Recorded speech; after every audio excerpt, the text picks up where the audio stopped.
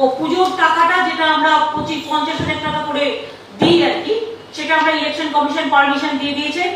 4টে by election থাকলেও পরে হবে, ছেড়ে দিয়েছে সে টাকা, সেটা দিতে বলে দিয়েছে। সুতরাং ক্লাবগুলো 50,000 টাকা করে পাবে, যেটা দুর্গাপুজোর জন্য পায়।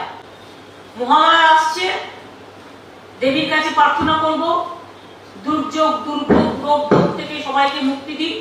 পুজোর দিনগুলো দয়া করে, পুজোর দিনগুলো তো ছাড় দেওয়া হয়েছে, সুতরাং চিন্তার কোনো কারণ নেই। 10 তারিখ পঞ্চমী থেকে আমাদের ছাড় দেওয়া আছে, রাতেও আপনারা ঘুরতে পারেন ক্লাবগুলোতে কোর্টের বিধিনিষেধ মেনে এবং আমাদের কোভিডের গাইডলাইন্স মেনে। মণ্ডপের ভেতরটাই গেলেন না, বাইরে থেকে তো দেখতেই পারেন, মণ্ডপের কাছাকাছি তো গিয়ে দেখতেই পারেন, ভেতরটায় ঢুকতে কি হয়, ভেতরটা তো শুধু অর্গানাইজাররা থাকে যে পুজো করে সেটাকে। আর স্যানিটাইজার ব্যবহার করবেন, দরকার হলে মাস্ক কিন্তু প্রত্যেকে কম্পালসারি ব্যবহার করবেন নিজের ভালো থাকার জন্য। আর 12 তারিখে পুজো শুরু হচ্ছে, 12, 13, 14, 15 পুজো চলবে। 19 তারিখে লক্ষ্মী পুজো, সম্ভবত 19 তারিখে বিশ্ব নবী দিবস, আর 20 তারিখে লক্ষ্মী পুজো।